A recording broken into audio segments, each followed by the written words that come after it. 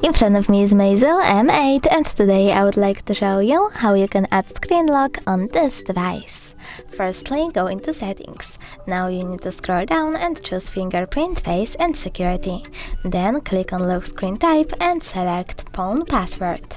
Now you need to enter your login method and when you're ready, choose continue at the bottom. Then repeat it and wait.